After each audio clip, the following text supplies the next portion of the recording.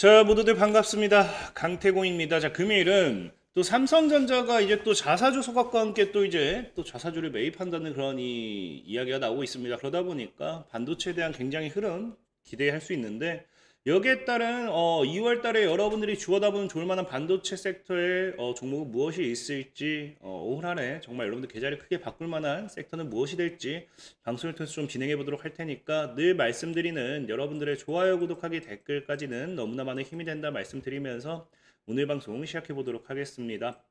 자, 사실 뭐 오늘은 뭐 반도체를 떠나가지고 증시 자체가 굉장히 좋았던 것 같아요. 여러분들도 알다시피 일단은 뭐 미국 증시 S&P 지수 같은 경우도 신고가를 뭐 엄청나게 큰 폭의 상승은 아니지만 어쨌든 신고가를 기록을 해 줌으로써 지금 우리나라 증시 역시도 오늘장 굉장히 흐름이 좋았다라고 좀 볼 수 있겠죠.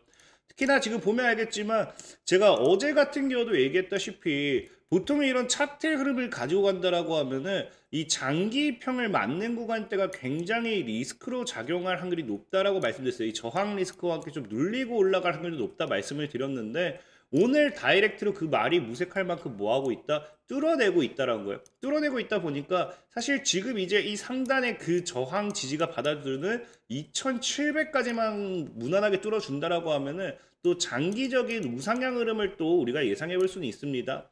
특히나 지금 현재 이 코스피 같은 경우도 보면 알겠지만 기존과는 다른 게 뭐다? 제가 최근에 얘기했던 게 이 증시의 상승이 나와주는 부분에 있어서 지속적으로 외국인들의 매도세가 컸고 기관들의 매수로 어거지로 끌어올리기 때문에 언제든지 추가적인 조정에 대한 부분도 나와줄 수 있다라고 말씀드렸는데 지금 오늘 같은 경우는 뭐하고 있다? 이 저항대를 뚫어내는 물량이 철저하게 외국인들의 강한 매수 물량이었다라는 거예요. 그렇기 때문에 지금 시장 사실은 외국인들이 저항을 뚫어내고 강한 상승으로 만들어낸다는 거는 또 시장에 대한 강한 상반 기대를 하기도 충분하다라는 거죠. 그럼 이런 관점에 있어서 과연 외국인들이 지금 시장에서 무엇을 사고 있는지를 봐야지 이 저항을 강하게 뚫어내는 전에도 얘기했지만 신고가 랠리가 나오든 뭐 하든 봤을 때 그럼 이슈를 본다든지 저항을 강하게 뚫어내면서 어떤 것으로 담았는지를 봐야 된다고 좀 많이 말씀을 드렸어요.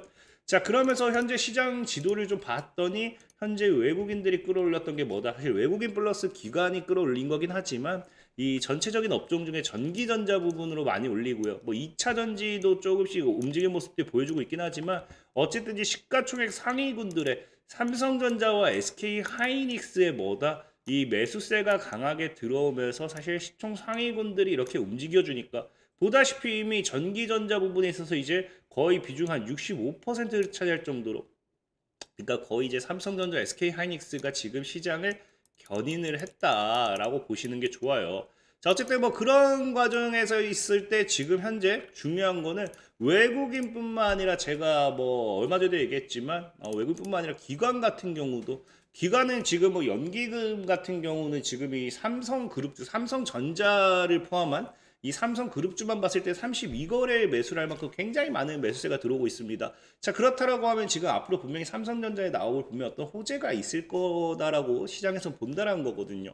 사실상에서 뭐 차트를 봐도 이거는 뭐 호재라기보다도 지금 이런 구간이라고 하면은 5만 원대 제가 전에 얘기했지만 5만 원은 지금 당분간 역사적으로 굉장히 가장 저렴한 구간이 될 거다라고 좀 말씀을 드렸고 아마 5만 원 구간에서 매수세가 들어온다는 건 제가 보는 관점에서는 이게 뭐 저가 매수의 저가 매수로서의 수급이 들어온다라고도 볼 수 있긴 하지만 뭐 오늘 같은 시장에 또 이제 호재성 기사가 또 터지기도 했죠. 보다시피 뭐 삼성전자 같은 경우는 3조에 달하는 자사주를 또 소각한다. 자사주 소각 자체도 호재인데 소각하고 동시에 또 뭐한다? 3조를 또 추가 취득한다는 거거든요.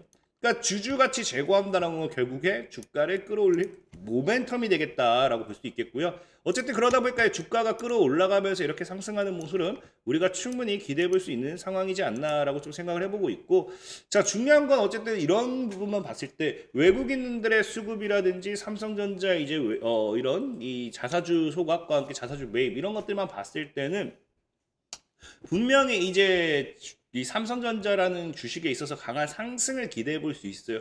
근데 분명하게 말씀드리고 싶은 거는 지금 반도체 업종들이 상승만 하기에는 분명히 리스크가 있다라는 거예요. 그럼에도 지금을 저가 매수의 기회로서 외국인들과 기관의 수급이 꾸준히 들어오고 있다는 건데, 그럼 이것이 지금 왜 들어오는지를 생각을 해봐야 된다는 거예요.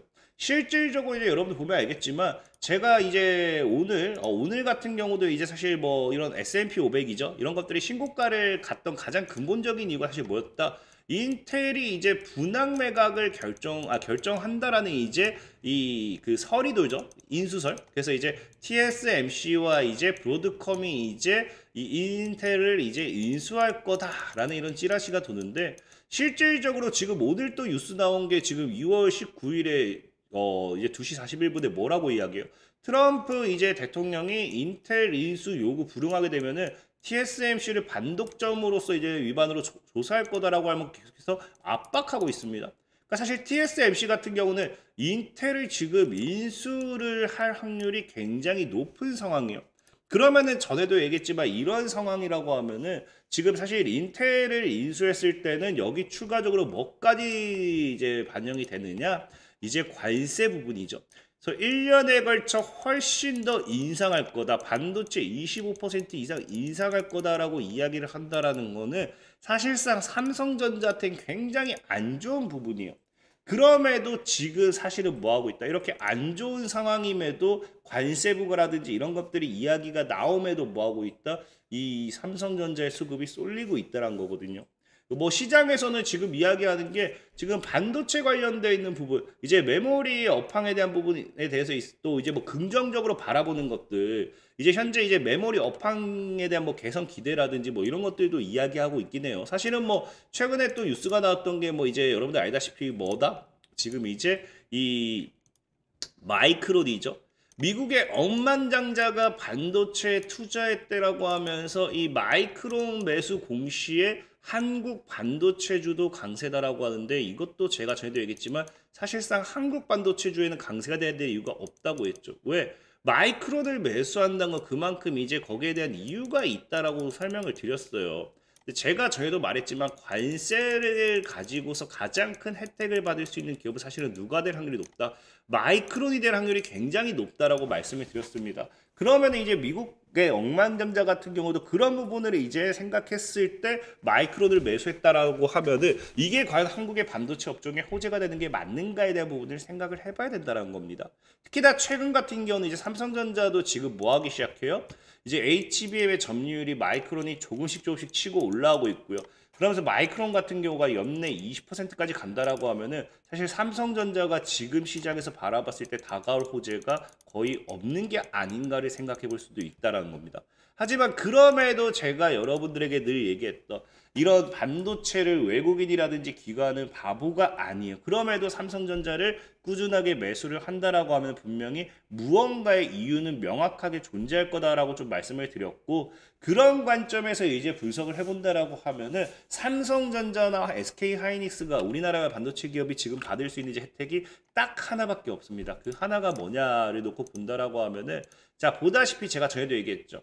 이제 반도체 관세를 이제 제대로 이제 부과하기 시작한다라고 하면은 이제 D램 부분에 있어서도 삼성과 SK 하이닉스의 제품의 가격이 상승이 됩니다. 그럼 당연히 마이크론이 반사익을 받을 수밖에 없고요.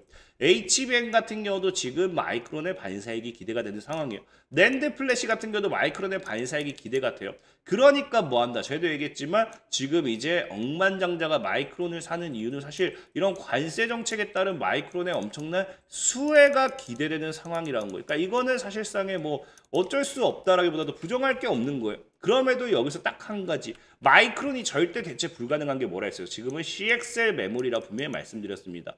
지금 CXL 같은 경우는 외국이 이제 관세를 부과한다 하더라도, 미국이 관세를 백날 한다 하더라도 영향을 받을 수 있는 게 없어요. 왜? 지금 이제 CXL에 대한 부분은 세계 최초로 우리나라가 지금 뭐 하려고 한다? 이제 3월 말에 본격적으로 이제 SK 하이닉스도 그렇고요, 삼성도 그렇고 이거를 양산을 하려고 하고 있으니까.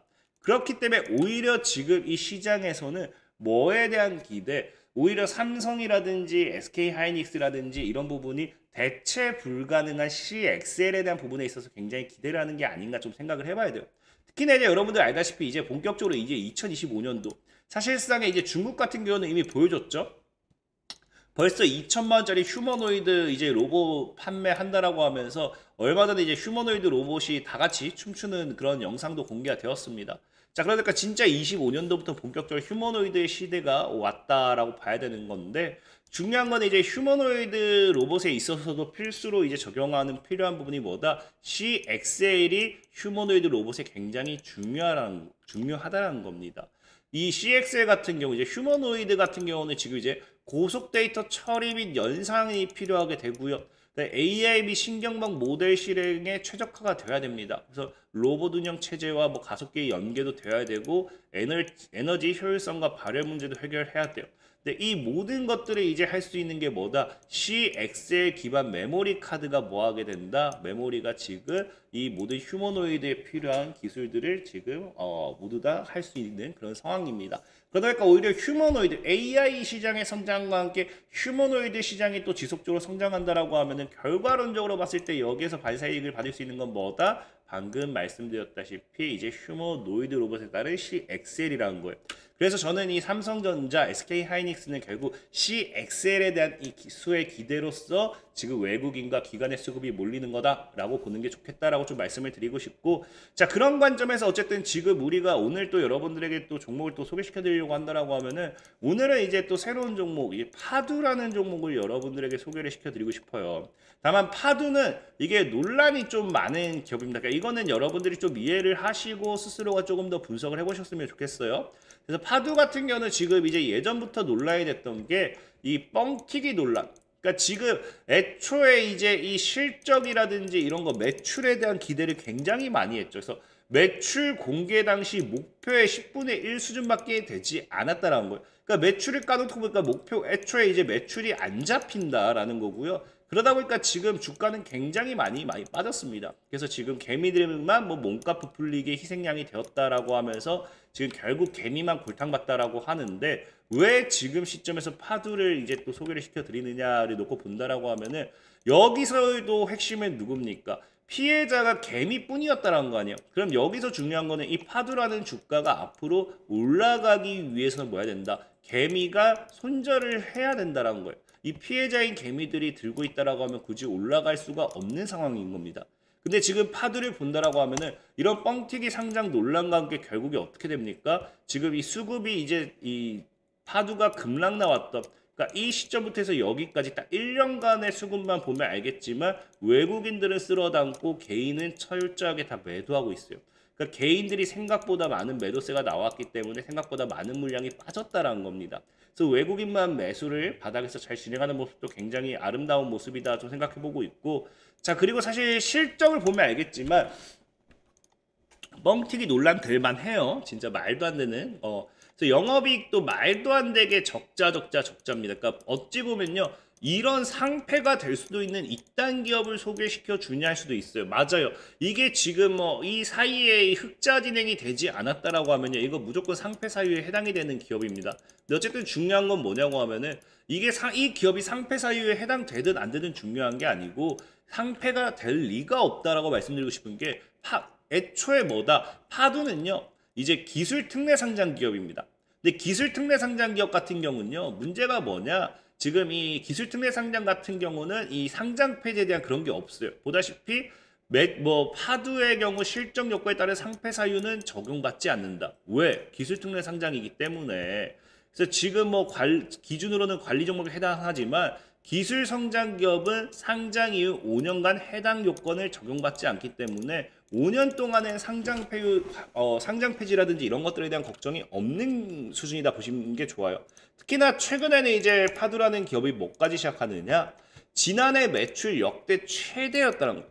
그러니까 지금 24년도에 영업이익이 적자긴 했지만 매출액은 최대였고요. 꾸준하게 매출액이 늘고 있고요. 분기마다도 지금 상승하고 있대요. 그래서 올해도 실적이 최대 실적을 달성할 걸로 보이기 때문에 오히려 저런 적자 매출이 흑자로 전환하게 된다라고 하면은 굉장히 큰 반사이익을 받을 수도 있다라는 겁니다. 특히나 파두 같은 경우는 보다시피 지금 이제 자회사입니다. 파두의 자회사 이음과 함께 CXL용 칩을 제작 돌입하게 되면서 거기에 관련되어 있는 반사익 수혜로서 CXL 테마에 편승을 했다라는 게 보시면 좋아요.